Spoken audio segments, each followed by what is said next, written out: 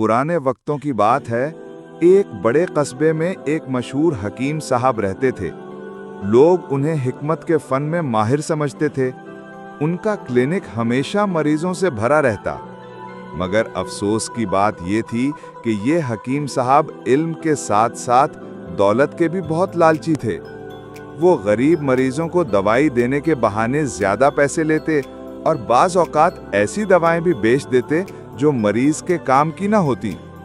लोगों ने उनकी शिकायत भी की, मगर वो अपनी दौलत और शोहरत के नशे में किसी की परवाह न करते थे। उसी कस्बे में एक गरीब मजदूर भी रहता था जिसका नाम साबिर था। साबिर दिन भर मजदूरी करता, कभी ईंटें उठाता, कभी लकड़ियां काटता और कभी खेतों में मजदूरी करता। दिन भर की मेहनत के बावजूद बमुश्किल 2 वक्त का खाना अपने बच्चों को खिला पाता। गुर्बत के बावजूद वो दिल से अल्लाह का शुक्र अदा करता और कहता, अल्लाह जिस हाल में रखे बेहतर है। आजमाइश में सब्र और नेमत में शुक्र ही बंदे का असल कमाल है। एक दिन साबिर सख्त बीमार हो गया। बुखार और कमजोरी की वजह से मजदूरी पर जाना मुश्किल हो गया। बीवी ने कहा, साबिर, शहर में मशहूर हकीम साहब हैं, उनके पास चलो, शायद अल्लाह उनके हाथ में शिफा दे दे।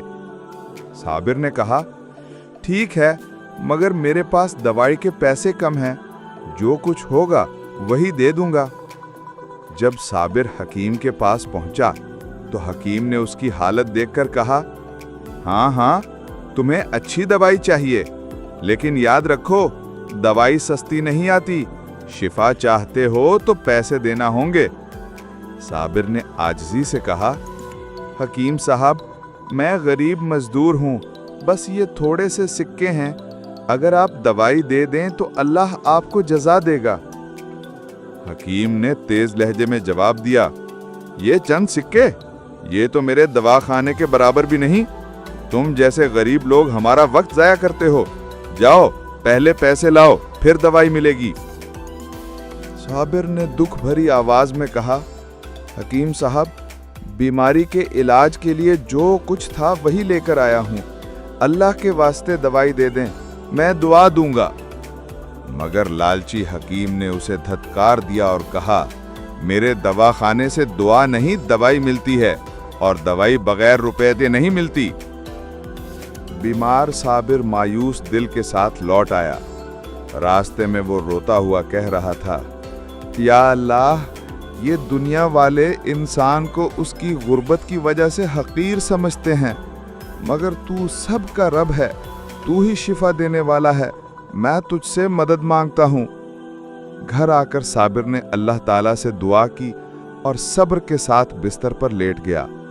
बीवी ने घरेलू जड़ी बूटियों से कहवा बनाया और अल्लाह का करम हुआ कि साबिर की बीमारी आहिस्ता आहिस्ता कम होने लगी। चंद दिन में वो बिल्कुल तंदुरुस्त हो गया। साबिर ने सजदे में गिरकर कहा, अल्हम्दुलिल्लाह, शिफा देने वाला सिर्फ मेरा रब है। उधर हकीम की लालच का अंजाम भी करीब था। कुछ ही दिनों बाद हकीम खुद एक सख्त बीमारी में मुब्तला हो गया। बड़ी कोशिश की, शहर के दूसरे अतिब्बा से इलाज कराया, मगर कोई दवाई असर न करती थी। दिन ब दिन कमजोर होता गया। उसकी दौलत के ढेर, सोने के सिक्के और कीमती कपड़े सब बेफायदा हो गए। वो अकेला बिस्तर पर तड़पता रहा। लोग कहते थे, ये वही हकीम है जो गरीबों पर रहम न करता था, दौलत के लालच में अंधा हो गया था। आज देखो, इसके पास इलाज के लिए सब कुछ है, मगर शिफा नहीं मिल रही। आखिरकार एक रात हकीम की जबान से ये अल्फाज निकले, काश मैं गरीबों पर रहम करता, काश मैं लालच न करता। आज समझ आया कि शिफा दवाई में नहीं बल्कि अल्लाह के हुक्म में है।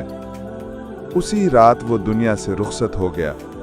उसके बाद लोग हमेशा ये बात सुनाते थे कि जो दूसरों पर जुल्म करे और लालच में अंधा हो जाए, उसका अंजाम इबरतनाक होता है। दूसरी तरफ साबिर अपनी मेहनत और सब्र के साथ अल्लाह पर भरोसा करते हुए अपनी जिंदगी गुजारता रहा। लोगों ने उसे देखकर सबक लिया कि गुर्बत इंसान के लिए जिल्लत नहीं, बल्कि असल इज्जत ईमान, صبر اور شکر میں ہے۔